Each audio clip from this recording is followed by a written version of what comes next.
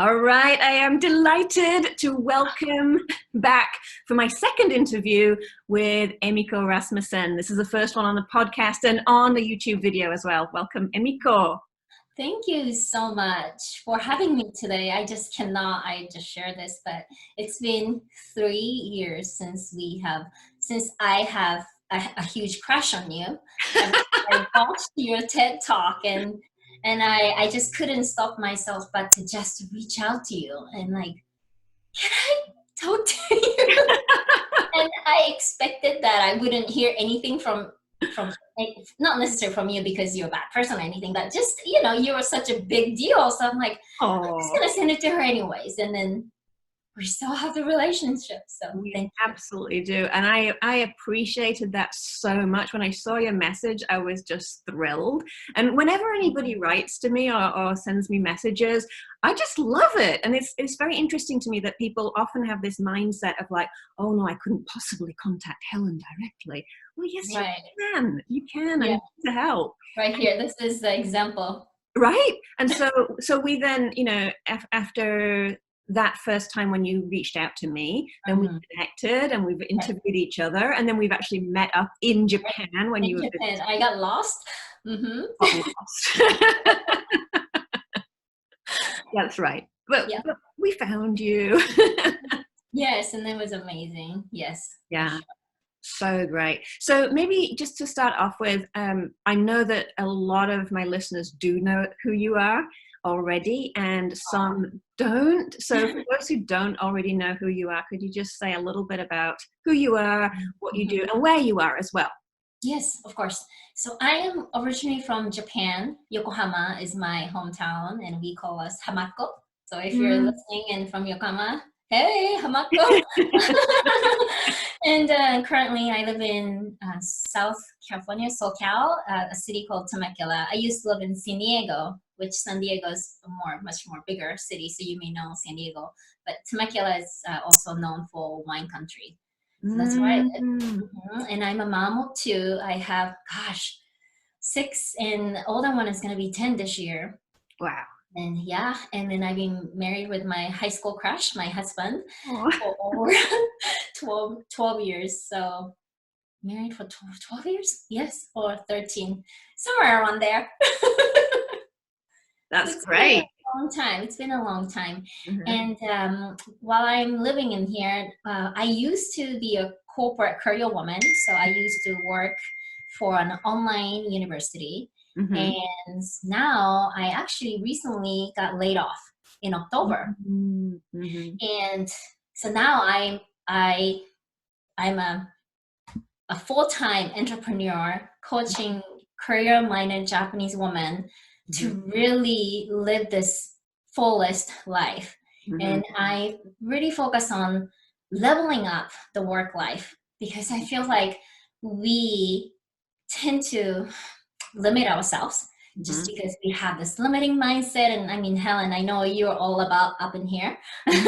Mhm. But I think we limit ourselves and we are missing the opportunities. So I'm here to empower and encourage other Japanese women to really follow the fullest life and unleash the potentials and build unshakable confidence. So that is up in my my little alley here. So yeah, definitely career development and then the personal development.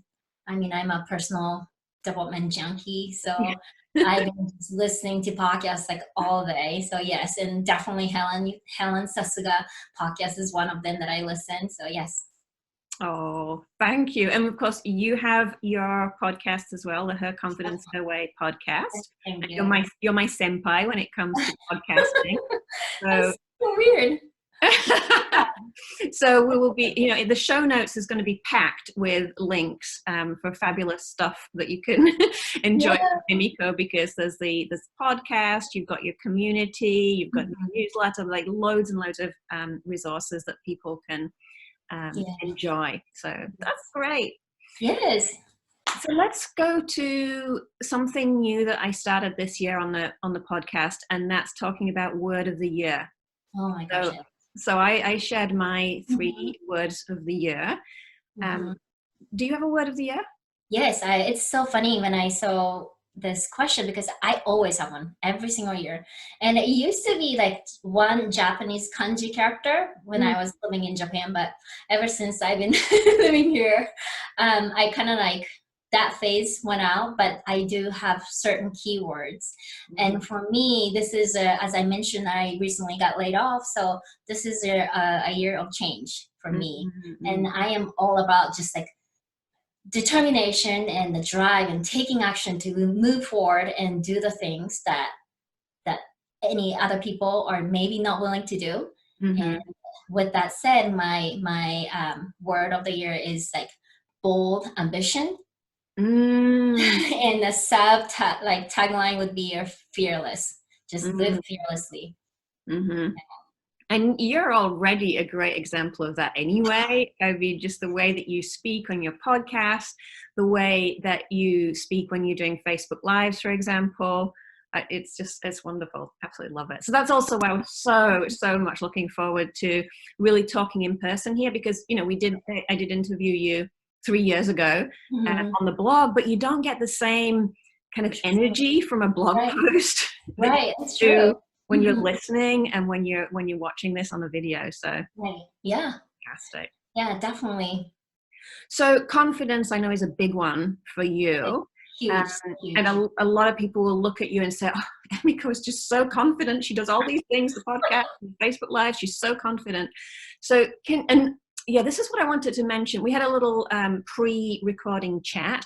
And one thing I wanted to mention is that recently I've been surveying the readers of Sasada Tips for You. And one of the comments that's coming back is that people enjoy the success stories. And at the same time, they would love to hear some more stories of people's struggles. Right. Oh, Right. So when we think about confidence, can you share an example of where you originally lacked confidence and you managed to build that confidence? Yes, definitely. So many things. I mean, for example, whenever I have something that I really want to do, right? And then this is back then, like maybe almost 10 years ago, or even maybe 5-7 years ago, I used to think there's always something that I want to do. And then the immediate reaction of like my internal dialogue, it comes with like, oh, there's no way that you can do it. Or who am I to do things? Or who am I to say things like that, right? And I feel like we all were born with confidence. I feel like we were. I mean, I'm looking, you have, your daughter is now older, but my kids, two of my kids, they are still like preteen and they have like carers and they're like free, they do freely, right? Anything. So I feel like they're just like really confident. They don't worry about what the other people think about them, right? And they're just so happy. They're all in and they do so many things. But then I think we became this way, how we were taught not to show off or don't talk about money or women should be this. In the Japanese word, there is a word like onna josei rashisa or something like that. And all those things, I feel like we were told not to be who you truly are. That's what I feel like. And then and of course I was the same way, and working in an American corporate company, I felt like I was invisible. I felt so small. I played small, everything. And even in the meeting, I wanted to say something, but I didn't want to say anything because people would think that, oh, English is my second language. So people think that I'm stupid or it doesn't make sense or whatever. But part of me, I was feeling like, I shouldn't be like this. I can't live like this forever. So that's when I reached out to my mentor and I hired coach and all those things. And it's just like a little things that it's not the big things that we have to do. Confidence is like a muscle, and I'm pretty sure you can see that, right? Confidence is like a muscle. So we all have one, but if we don't use it, if we don't build the muscle, we're just going to be all weak. And it's the same thing it goes to confidence as well. So I have to use it. And I know you say this all the time, which I really love. You have to step outside of comfort zone. Otherwise, everybody looks for this magic, right? Easy, quick magic, but it's not there. And unfortunately, you have to get outside of those comfort zone to really feel that experience. And I feel like, I don't know, people may think like, oh, I don't want to die. I don't want to get judged. I mean, you don't die, but I don't want to be judged. I don't want to be not liked, right? So we all worried about those things. And then we learn to protect ourselves and say, okay, well, then maybe I shouldn't say this, or I don't need to want more, because if I say I want more, then people are going to look at you like you're crazy. Yeah. So, I mean, for me, the way how did I gain this mindset or this confidence is really, I'm not doing this big thing. I'm doing the small things, that whatever things that I can take action right now. I don't wait for this perfect time either. It's just anything that I can do, and anything that whenever I feel like a little scared or my heart is beating or when my brain's telling me no, that means go to me. So I have to do something against it. Then there's a breakthrough. Can you remember a specific example, like in the early days, of something that when your brain was saying no, and then well, at first you were probably saying, oh, no, no, no, no, no. And then you did make the decision. Can you give us a specific? Oh yeah, I have a lot of it. And like, for example, speaking in front of people, right?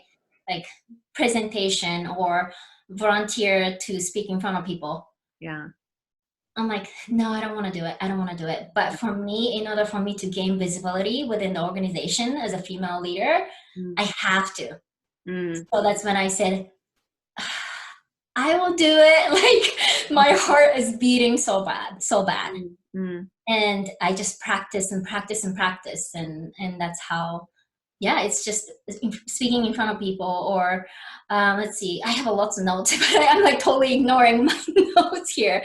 But I mean, that, and then also at my company, we really focus on personal development for all the employees. And then one time there's an opportunity to become a facilitator for personal branding.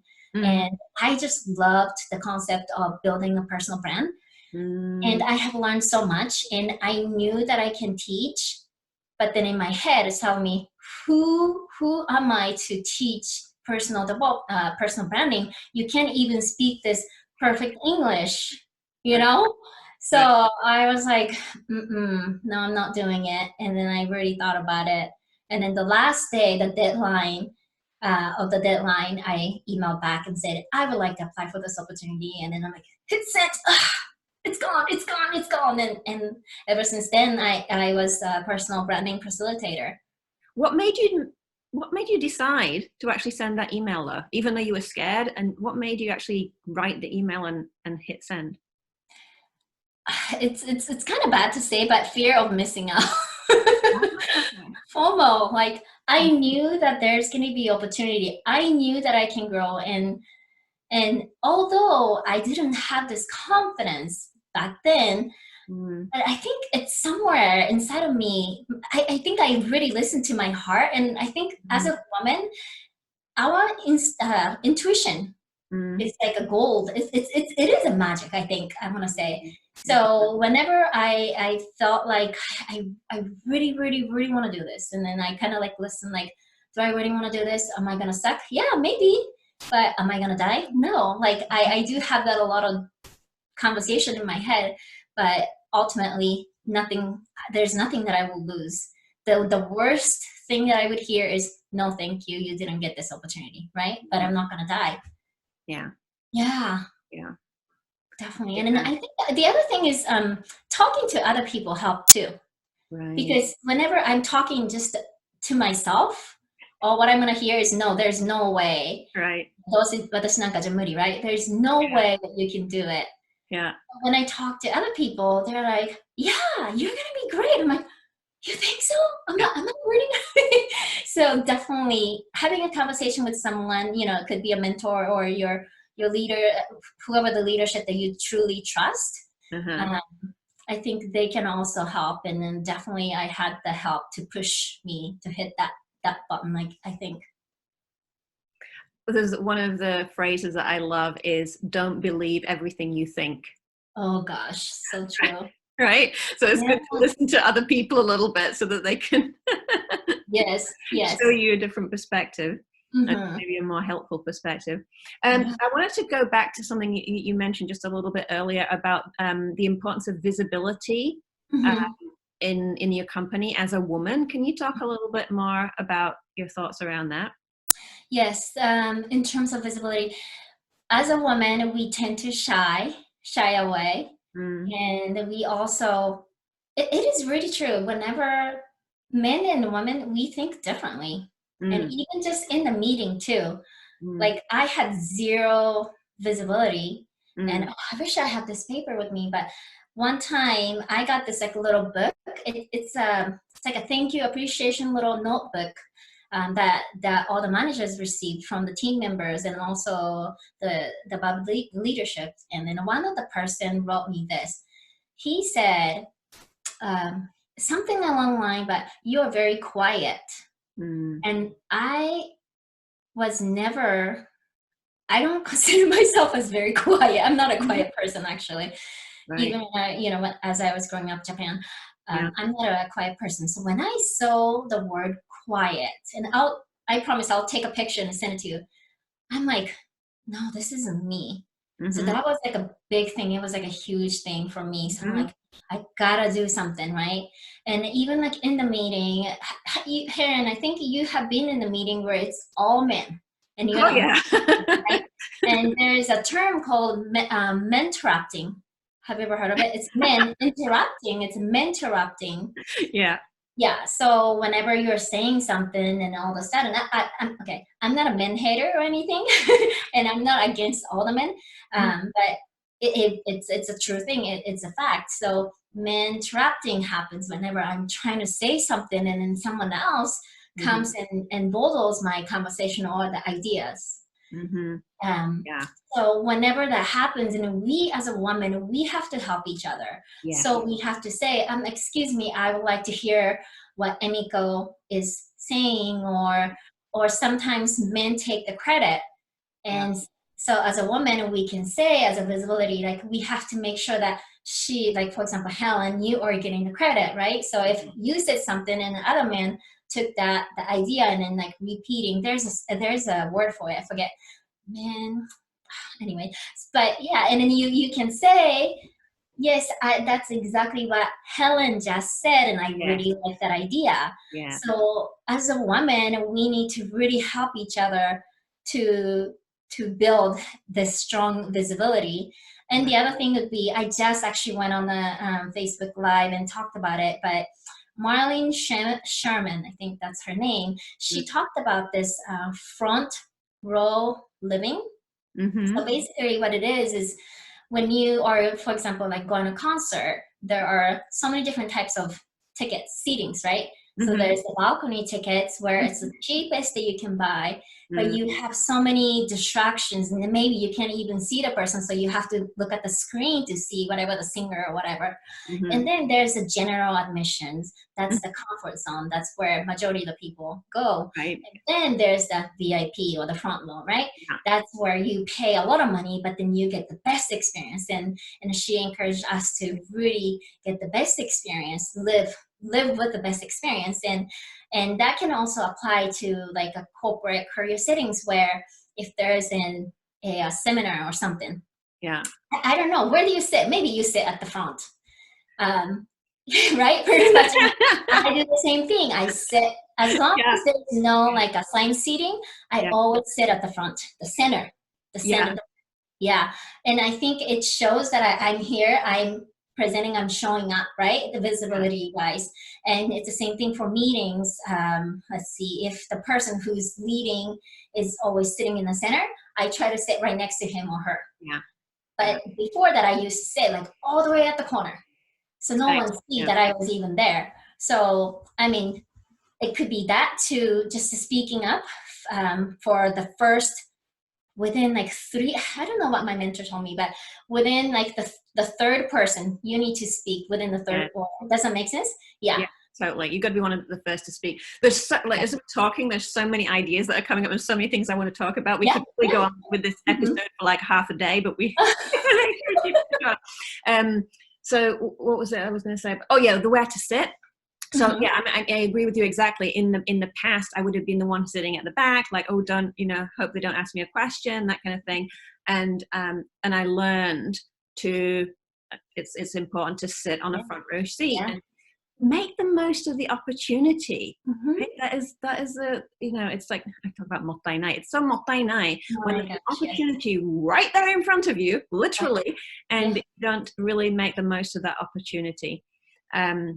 So that's one that came to mind. And another thing, when you shared that story about being, getting the feedback that you're quiet, this is something, what I'm going to say now is, I don't think I've kind of said this publicly. So drum roll, I'm going to say this publicly. So this is years ago, in the very, very early stages of my career. And I was in a training program, corporate training program as a participant, and it was in Europe. And so there were people from all around the world there. And I'd been living in Japan for, a little while. And also I had my natural tendencies as being a reserved British person, to some extent. But there was this one point that I really, you have those moments in your memory that you just distinctly remember, to the whole scene. And it was one of these where the facilitator was talking about something, and she was saying about, how some things were going great. And she's like, but I'd really like to hear more from the quiet ones. And she looked over at me, and there was like a group of like three of us. And I was in that group that she was referring to as the quiet ones. And I was like, oh, she sees me as a quiet one. Right. And that was a big shock. And actually, what I also remember was a few years later, I went to another training program, and one of the same facilitators was there. And I'd really kind of upped my confidence level from, continually stepping out of my comfort zone. And I remember she said to me, she's like, wow, Helen, you're not at all like I remember you. Oh, wow. Right. And that's because I'd done that, gradually stepping out of your comfort zone. So what I really want to drive home here, from what you're saying, from what I'm saying here, for the listeners and people watching this, is that where you are now, that is not the end. That's the beginning. And you just take those small steps, and who knows where you can end up. Yeah, I completely agree. And I feel like also being bold and, having that like strong-minded, like having like, bold ambition, or being confident woman, sometimes like it costs us too, which is very unfortunate.